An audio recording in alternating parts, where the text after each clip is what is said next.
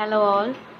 So നമ്മുടെ lecture സ്കെഡ്യൂളിൽ next topic എന്ന് പറയുന്നത് regulations regarding know your customer and anti money laundering.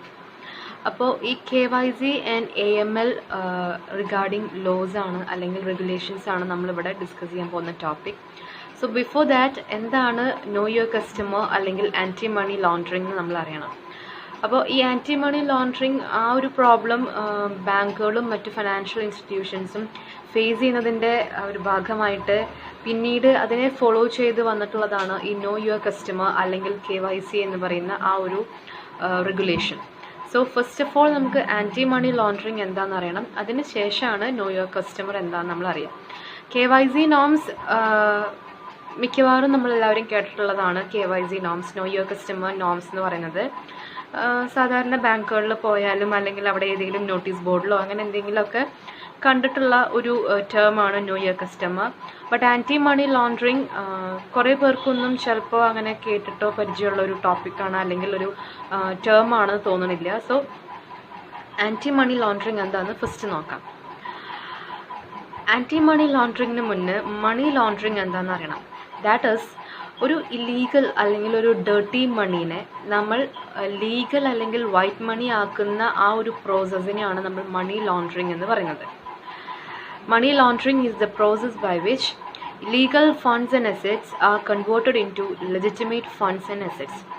It simply means നമ്മളിപ്പോൾ എന്തെങ്കിലും ഒരു ടെററിസ്റ്റ് ആക്ടിവിറ്റീസോ അല്ലെങ്കിൽ എന്തെങ്കിലും kidnapping or prostitution then human trafficking, narcotics അങ്ങനെയുള്ള എന്തെങ്കിലും കാര്യങ്ങൾ ചെയ്തിട്ട് അങ്ങനെ ഇല്ലീഗൽ സോഴ്സ് ഓഫ് മണിയാണ് നമ്മുടെ കയ്യിലുള്ളത്, നമ്മുടെ കയ്യിലുണ്ടെന്ന് പറയുന്ന ഫണ്ട്, അങ്ങനെ എന്തെങ്കിലും ഇല്ലീഗൽ ആക്ടിവിറ്റീസ് ചെയ്തിട്ടാണ് നമ്മുടെ കയ്യിൽ കിട്ടിയിട്ടുള്ളത് എന്നുണ്ടെങ്കിൽ അതിനെ നമ്മൾ ഏതെങ്കിലും ഒരു ഫൈനാൻഷ്യൽ ഇൻസ്റ്റിറ്റ്യൂഷൻ അല്ലെങ്കിൽ ഒരു ബാങ്കിൽ കൊണ്ടുപോയി അവിടെ ഡെപ്പോസിറ്റ് ചെയ്ത് സോഴ്സും കാര്യങ്ങളൊക്കെ കാണിച്ച് അതിനെ നമ്മൾ ലീഗലാക്കി മാറ്റുന്ന ആ ഒരു പ്രോസസ്സിനെയാണ് നമ്മൾ മണി ലോണ്ടറിങ് എന്ന് പറയുന്നത്. ഓക്കെ, സോ ദാറ്റ് ഇല്ലീഗൽ അല്ലെങ്കിൽ ഡേർട്ടി മണി, അതായത് ഇല്ലീഗൽ സോഴ്സിലൂടെ നമ്മുടെ കയ്യിൽ എത്തിച്ചേർന്നിട്ടുള്ള മണി നമ്മളതിനെ കൺവേർട്ട് ചെയ്ത് ലീഗലാക്കുന്ന പ്രക്രിയയാണ് മണി ലോണ്ടറിങ്. കൺവേർട്ട് ചെയ്യുക എന്ന് പറഞ്ഞാൽ ഡിനോമിനേഷൻ മാറ്റുക അങ്ങനത്തെ കാര്യങ്ങളൊന്നുമല്ല. ഏതെങ്കിലും നേരത്തെ പറഞ്ഞ പോലെ ബാങ്കിലോ ഫൈനാൻഷ്യൽ ഇൻസ്റ്റിറ്റ്യൂഷനിലോ കൊണ്ട് ഡെപ്പോസിറ്റ് ചെയ്തിട്ട് അത് ലീഗലാക്കി മാറ്റുക, അതിനെയാണ് നമ്മൾ മണി ലോണ്ടറിങ് എന്ന് പറയുന്നത്. ഒന്നുകൂടെ പറയാണ്, money laundering is the process by which illegal funds and assets are converted into legitimate funds and assets. So ഈ മണി ലോണ്ടറിങ് എന്ന് പറഞ്ഞു കഴിഞ്ഞിട്ടുണ്ടെങ്കിൽ ക്രിമിനൽ ആക്ടിവിറ്റീസ് അല്ലെങ്കിൽ ഇല്ലീഗൽ വഴിയിലൂടെ നമ്മുടെ കയ്യിലേക്ക് വന്നിട്ടുള്ളതാണെന്ന് പറഞ്ഞു. So what are those criminal activities എന്നാണ് നമ്മൾ നോക്കാൻ പോകുന്നത്. Money laundering generally refers to washing off the proceeds or profits generated from, അതായത് kidnapping, extortion, bribery or corruption, gambling, robbery, cheating, counterfeiting, forgery, terrorist act, smuggling. Smuggling means arms, people or goods, drug trafficking, prostitution. ഇത്രയും കാര്യങ്ങൾ കൊണ്ടോ അല്ലെങ്കിൽ ഇതിനപ്പുറം നമുക്ക് എത്താത്ത deep web അല്ലെങ്കിൽ dark വെബിൽ നടക്കുന്ന പല കാര്യങ്ങൾ കൊണ്ടും നമ്മുടെ കയ്യിൽ വരുന്ന ഫണ്ടാണ് അല്ലെങ്കിൽ എമൗണ്ട് ആണോ എന്നുണ്ടെങ്കിൽ അതിനെയെല്ലാം നമ്മൾ ക്രിമിനൽ ആക്ടിവിറ്റീസ് എന്നാണ് പറയുന്നത്. സോ അങ്ങനെ ഏതെങ്കിലും ഒരു ഇല്ലീഗൽ പ്രോസസ്സിൽ നമ്മൾ ഏർപ്പെട്ട് നമ്മുടെ കയ്യിൽ എത്തിയിട്ടുള്ള പ്രോഫിറ്റ് അല്ലെങ്കിൽ പ്രൊസീഡ്സ് അല്ലെങ്കിൽ ആ ഫണ്ടിനെ ആണ് നമ്മൾ ഇല്ലീഗൽ സോഴ്സ് ഓഫ് മണി എന്ന് പറയുന്നത്. അതിനെ നമ്മൾ ലീഗലാക്കാൻ ശ്രമിക്കുന്നതിനെയാണ് നമ്മൾ മണി ലോണ്ടറിങ് എന്നും പറയുന്നത്. സോ ഇതാണ് മണി ലോണ്ടറിങ്ങിൻ്റെ ഒരു കോൺസെപ്റ്റ്. ഇനി നമ്മൾ നോക്കാൻ പോകുന്നത് what is anti money laundering എന്നാണ്. അപ്പം മണി ലോണ്ടറിങ് എന്ന് പറയുന്നത് ഇതാണ്. അത് ആൻറ്റി മണി ലോണ്ടറിങ് എന്ന് പറഞ്ഞാൽ ആ ഒരു മണി ലോണ്ടറിങ് എന്ന് പറയുന്ന ഒരു പ്രോസസ്സ് നമ്മൾ വേണ്ടാന്ന് വെപ്പിക്കുന്നതിനെയാണ് നമ്മൾ ആൻറ്റി മണി ലോണ്ടറിങ് എന്ന് പറയുന്നത്. അതായത് ഈ ആൻറ്റി മണി ലോണ്ടറിങ് എന്ന് പറഞ്ഞാൽ ഒരു set of laws, regulations or procedures ആണ്. അതായത് ക്രിമിനൽ ആക്ടിവിറ്റീസിൽ നിന്നും നമുക്ക് കിട്ടുന്ന എമൗണ്ട് നമ്മൾ ലെജിറ്റിമേറ്റ് ആക്കുന്ന അല്ലെങ്കിൽ ലീഗൽ ആക്കുന്ന ആ ഒരു പ്രോസസ്സിനെ ഇല്ലാതാക്കുന്ന, പ്രിവെൻറ്റ് ചെയ്യുന്ന, അവോയ്ഡ് ചെയ്യുന്ന, കൺട്രോൾ ചെയ്യുന്ന ഒരു സെറ്റ് ഓഫ് ലോസ് അല്ലെങ്കിൽ റെഗുലേഷൻസ് ഓർ പ്രൊസീജിയേഴ്സ്, അതിനെയാണ് നമ്മൾ ആൻറ്റി മണി ലോണ്ടറിങ് എന്ന് പറയുന്നത്. Okay, so anti money laundering refers to set of laws, regulations and procedures intended to prevent criminals from disguising illegally obtained funds and legitimate income. Though anti-money laundering laws cover a relatively limited range of transactions and criminal behaviors, their implications are far-reaching. നമുക്കൊന്നും എത്താൻ പറ്റാത്തടത്താണ് ഈ money laundering എന്ന് പറയുന്ന ആ ഒരു process നടന്നുകൊണ്ടിരിക്കുന്നത്. അപ്പോൾ അത്രത്തോളം ഒന്നും ആൻറ്റി മണി ലോണ്ടറിങ്ങിനൊരു കവറേജ് കിട്ടിയിട്ടില്ലെങ്കിലും നമ്മുടെ കൺമുന്നിൽ കാണുന്ന അല്ലെങ്കിൽ വരാൻ ചാൻസ് ഉള്ള അല്ലെങ്കിൽ സോഴ്സ് ഒന്നും കറക്റ്റ് അല്ല, ഏതെങ്കിലും ഒരു ബാങ്ക് അക്കൗണ്ട് ഓപ്പൺ ചെയ്യാൻ വരുമ്പോൾ അതിൻ്റെ സോഴ്സ് ചോദിക്കുമ്പോൾ ശരിക്കുള്ള സർട്ടിഫിക്കറ്റ്സോ ഡോക്യുമെൻറ്റ്സോ ഇല്ല എന്നുണ്ടെങ്കിൽ നമുക്ക് ആൻറ്റി മണി ലോണ്ടറിങ് അല്ലെങ്കിൽ ആ ഒരു സെറ്റ് ഓഫ് ലോസ് നമുക്ക് അപ്ലൈ ചെയ്യാം.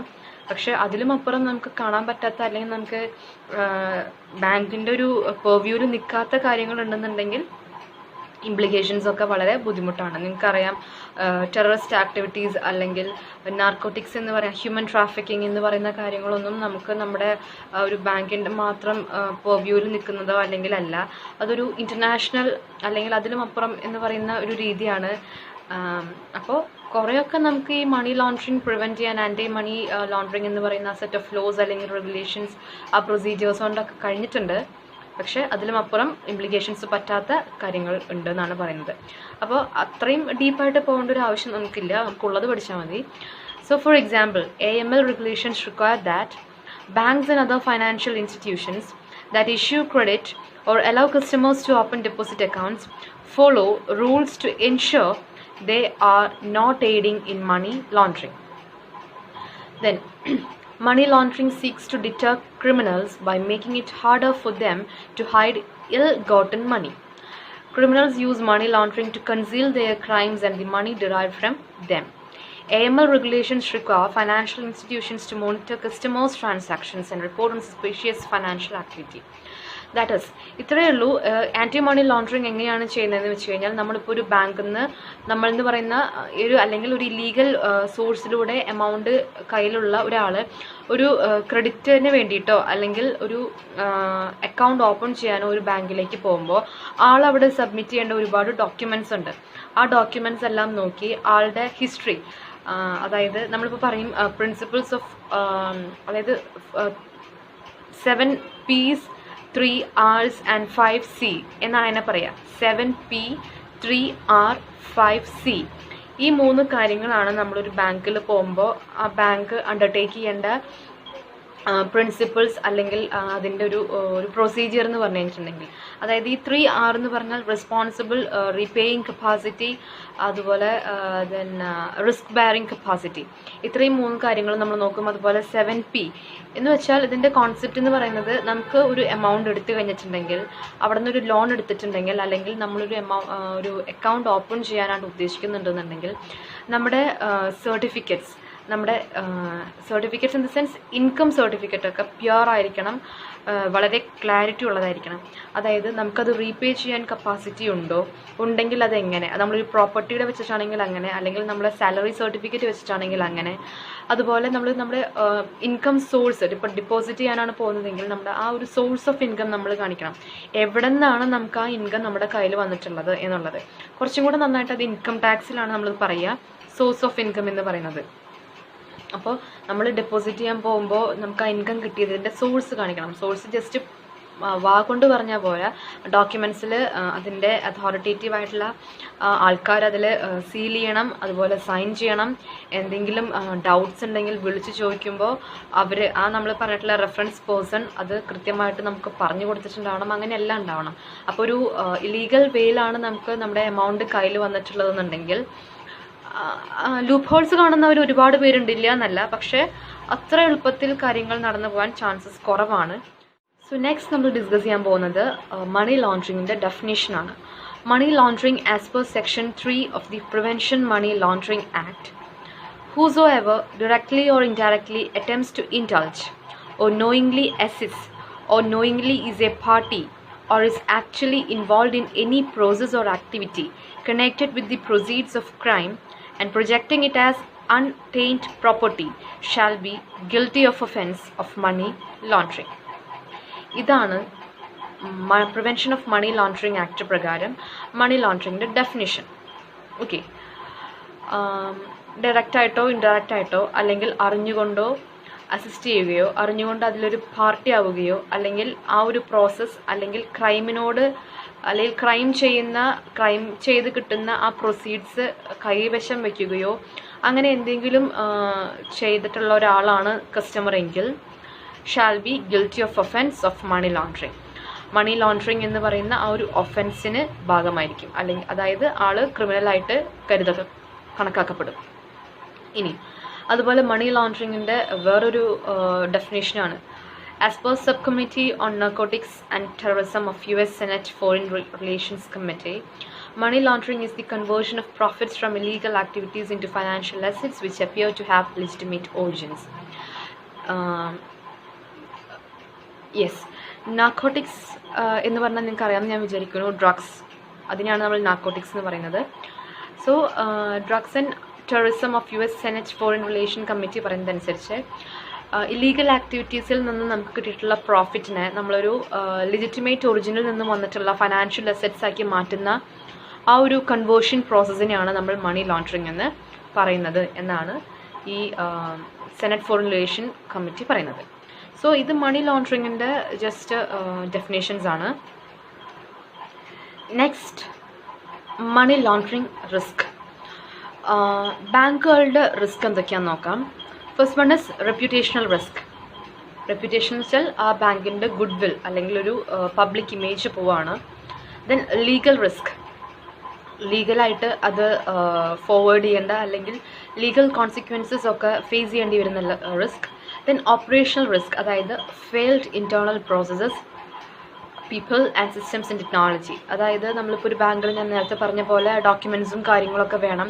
അപ്പോൾ ധൃതി പിടിച്ചിട്ടോ അല്ലെങ്കിൽ പരിചയത്തിൻ്റെ പേരിലോ അല്ലെങ്കിൽ നല്ലൊരു ട്രാക്ക് റെക്കോർഡുള്ള ഒരു കസ്റ്റമറാണ്, നല്ല പബ്ലിക് ഇമേജ് ഉള്ള ആളാണ്, അതുകൊണ്ട് അത്രയ്ക്കങ്ങ് ശ്രദ്ധിക്കാതെയാണ് നമ്മൾ അക്കൗണ്ട് ഓപ്പൺ ചെയ്ത് കൊടുത്തിട്ടുണ്ടെന്നുണ്ടെങ്കിൽ അവിടുത്തെ കംപ്ലീറ്റ് സിസ്റ്റം ഫെയിൽ ചെയ്ത് പോയി എന്നാണ് നമ്മൾ പറയുക. അപ്പോൾ ഓപ്പറേഷണൽ റിസ്ക് ഉണ്ട്.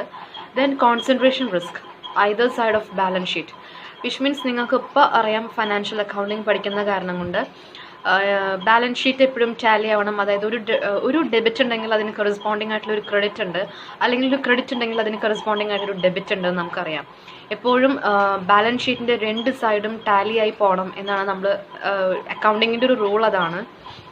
സോ കോൺസെൻട്രേഷൻ റിസ്ക് എന്ന് പറഞ്ഞാൽ അതാണ് ഉദ്ദേശിക്കുന്നത്. ഇപ്പം നമ്മൾ ക്യാഷ് ബുക്ക്, പാസ്ബുക്ക് എന്ന് പറയുന്ന രണ്ട് ബുക്കുകളുണ്ട്. അത് നിങ്ങൾ ബാങ്ക് റീകൺസിലേഷനിൽ നിങ്ങളത് പഠിക്കും.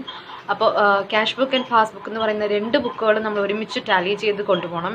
അതിനൊരു റീകൺസിലേഷൻ വരുന്ന ഒരു അവസ്ഥ വരരുത് എന്നുള്ളത് കൊണ്ടാണ് എപ്പോഴും ടാലി ചെയ്ത് പോകുന്നത് പറയുന്നത്. So concentration risk surrounds around these balance sheet problems അല്ലെങ്കിൽ debit credit problems. Okay, so all these risks are interrelated and together have the potential of causing serious threat to the survival of the bank. That is, money laundering risk എന്ന് പറഞ്ഞാൽ bank മുന്നും പിന്നും നോക്കാതെയാണ് ആ കസ്റ്റമറിന് ഒരു deposit account open ചെയ്ത് കൊടുത്തതെങ്കിൽ അല്ലെങ്കിൽ ഒരു loan account open ചെയ്ത് കൊടുത്തതെന്നുണ്ടെങ്കിൽ the bank has to face these consequences.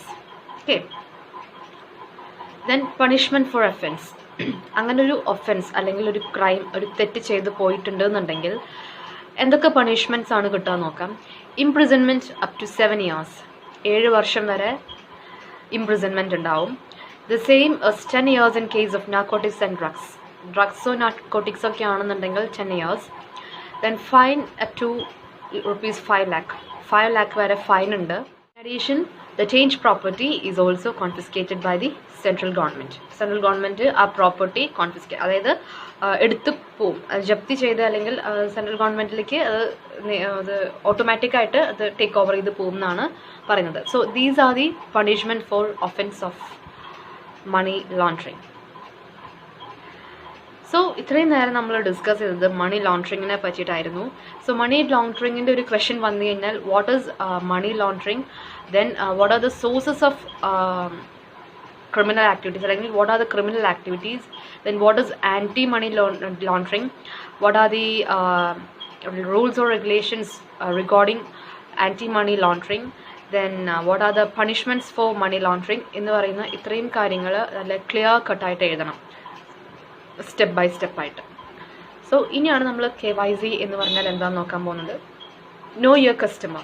നേരത്തെ നമ്മൾ പറഞ്ഞു കസ്റ്റമറിനെ നന്നായി മനസ്സിലാക്കാത്തത് കൊണ്ടാണ്, അല്ലെങ്കിൽ കസ്റ്റമറിൻ്റെ ഡോക്യുമെൻറ്റ്സ് ഒന്നും ശരിക്കും സ്ക്രൂട്ടിനി ചെയ്യാത്തത് കൊണ്ടാണ് പല ബാങ്കുകൾക്കും ഈ മണി ലോണ്ടറിങ് അല്ലെങ്കിൽ ആൻറ്റി മണി ലോണ്ടറിങ്ങിൻ്റെ സെറ്റ് ഓഫ് ലോസ് അല്ലെങ്കിൽ അതിൻ്റെ റൂൾസിനെ ഫേസ് ചെയ്യേണ്ടി വന്നൊരവസ്ഥ എന്ന് പറഞ്ഞു. സോ KYC വന്നതോട് കൂടിയിട്ട് ഓൾമോസ്റ്റ് കുറേയൊക്കെ പ്രോബ്ലംസ് നമുക്ക് കുറയ്ക്കാൻ സാധിച്ചിട്ടുണ്ട്.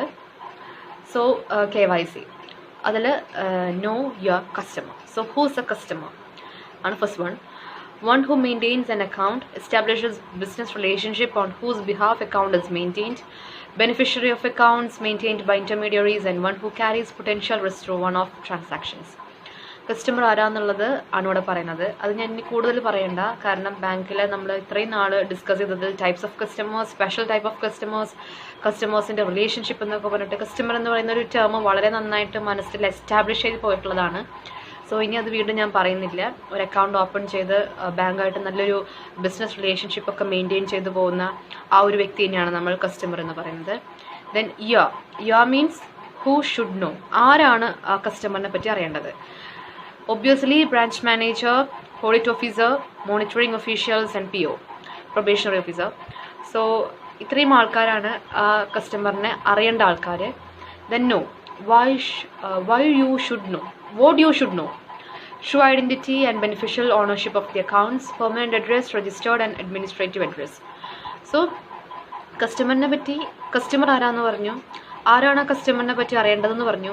ഇനി ആ കസ്റ്റമറിനെ പറ്റി എന്താണ് അറിയേണ്ടതെന്നാണ് ചോദ്യം. അപ്പോൾ ആളുടെ ഐഡൻറ്റിറ്റി അറിയണം, ആളുടെ ബെനിഫിഷ്യറി ആരാന്നുള്ളത് അറിയണം, ദെൻ ആളുടെ പെർമനൻറ്റ് അഡ്രസ്സ്, അത് രജിസ്റ്റേർഡ് ആയിട്ടുള്ള അഡ്രസ്സ് ആയിരിക്കണം, അതുപോലെ administrative address if any additional ആയിട്ടുണ്ടെങ്കിൽ അതും അറിയണം. Then what does KYC means?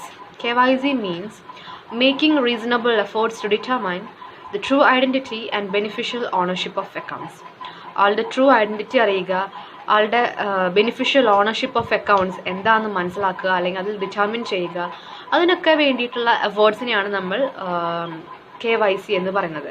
അതായത് ഇപ്പോൾ ഒരു ബാങ്കിൽ നമ്മളൊരു അക്കൗണ്ട് ഓപ്പൺ ചെയ്യുകയാണെന്നുണ്ടെങ്കിൽ ആ അക്കൗണ്ട് ഓപ്പൺ ചെയ്യുമ്പോൾ ആളുടെ ആധാർ കാർഡ് അല്ലെങ്കിൽ എന്താണോ ആളുടെ ട്രൂ ഐഡൻറ്റിറ്റി റിവീൽ ചെയ്യുന്ന ആ ഒരു ഡോക്യുമെൻറ്റ് അത് പ്രസൻറ്റ് ചെയ്യുക, അത് സ്ക്രൂട്ടിനി ചെയ്യുക. അതുപോലെ ആ അക്കൗണ്ടിൻ്റെ ഓണർഷിപ്പ്, ബെനിഫിഷ്യൽ ഓണർഷിപ്പ് ആൾക്കാണോ അല്ലെങ്കിൽ നോമിനി ഉണ്ടോ അല്ലെങ്കിൽ അതിൻ്റെ ഫോളോവർ ആരാണ്, അതിൻ്റെ കാര്യങ്ങൾ അറിയുക. അതുപോലെ സോഴ്സ് ഓഫ് ഫണ്ട്സ്, ഞാൻ നേരത്തെ പറഞ്ഞ പോലെ അവളൊരു എമൗണ്ട് അവിടെ ഡെപ്പോസിറ്റ് ചെയ്യാനാണ് പോയിട്ടുള്ളതെന്നുണ്ടെങ്കിൽ അതിൻ്റെ സോഴ്സ് ഏതാണ്, ഏത് സോഴ്സിൽ നിന്നാണ് ആൾക്ക് ഫണ്ട് കിട്ടിയിട്ടുള്ളതെന്ന് നമ്മൾ അറിയപ്പെടണം.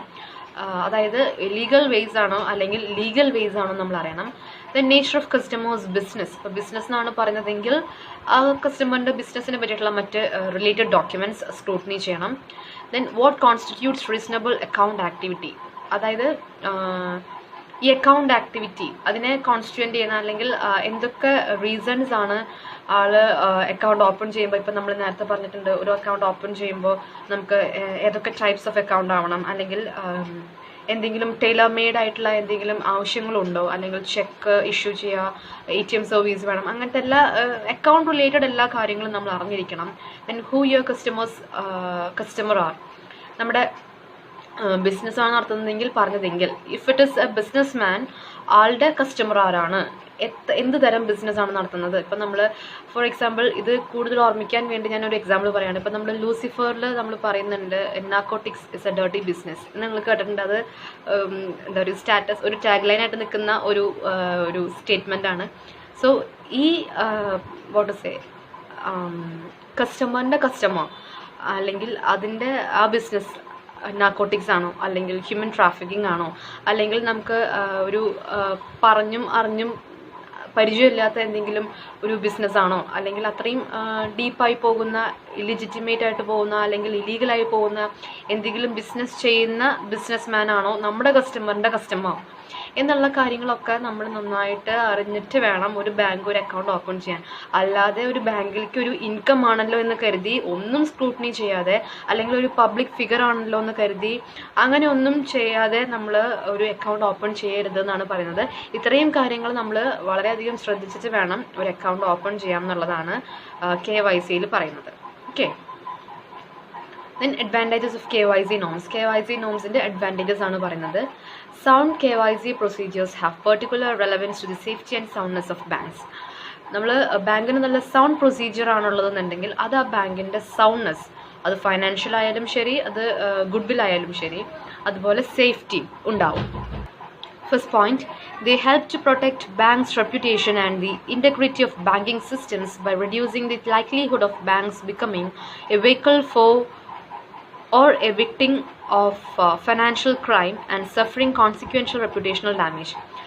നേരത്തെ പറഞ്ഞ പോയിന്റ് തന്നെയാണ്. എന്താണോ റിസ്ക് അത് തന്നെയായിരിക്കുമല്ലോ, അതില്ലാതായിരിക്കുക എന്നുള്ളതാണ് അതിൻ്റെ അഡ്വാൻറ്റേജ് വരിക.